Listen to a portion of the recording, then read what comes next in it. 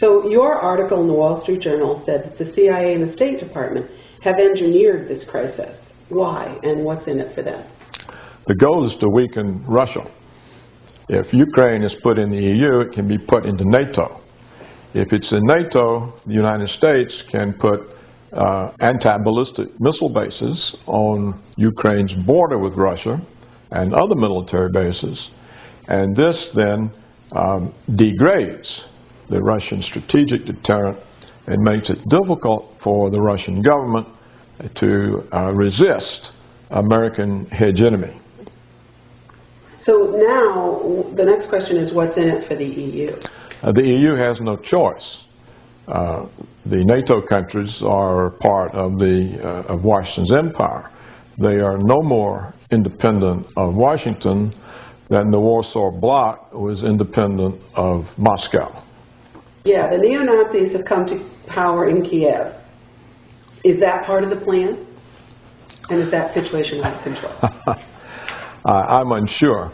Initially, I thought that Washington had simply lost control of their coup, that they had overlooked these elements.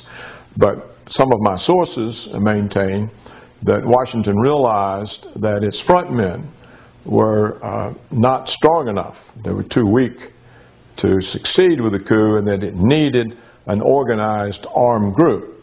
And so these sources tell me that Washington was working with the extreme ultranationalists. So Obama said in advance that they're going to reject any results of the referendum in Crimea. Yes. Go ahead and finish it. President Obama does not want to hear that millions of people living in Crimea think, and at some point, the same point he's talking about democracy, so about democratic efforts. So it's double talk. Is it?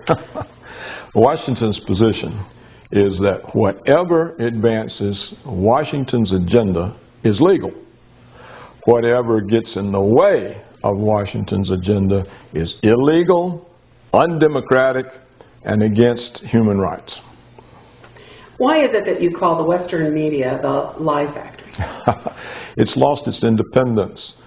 The Western media doesn't have any independence.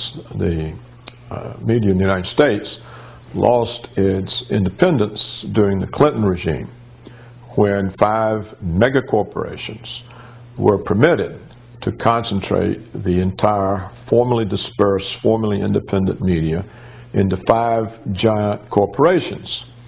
The value of these corporations is their federal broadcast licenses. So if they go against the government's agenda, they may find that their licenses are not renewed, and therefore the value of the company goes to zero. And moreover, the companies are no longer run by journalists. They're run by corporate advertising executives, political operatives, and former government officials. And these people have their eye on advertising revenues and getting along with the government. So this means that the American media functions as a ministry of propaganda for government and for the corporations. Sanctions, if they are imposed, who in fact will be the loser? Sanctions are a step toward war. The entire world will be the loser. This is a yes or no question. Can there be a win-win outcome? World War III will have no winners. Is this the beginning of a new Cold War?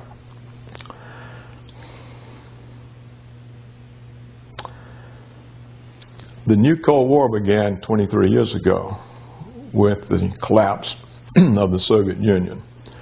And President Reagan's advisors violated every agreement that President Reagan had made with Gorbachev. They took NATO into Eastern Europe to Russia's borders. They broke every arms limitation agreement that Washington had with Moscow. They financed and sponsored color revolutions in former constituent parts of Russia and the Soviet Union, including Georgia, the birthplace of Joseph Stalin. Georgia is now an American puppet state. They're speaking of putting Georgia into NATO, which means more American missile bases on Russia's border. And now they are putting Ukraine, making Ukraine an American puppet state, which means more American missile bases on Russia's border.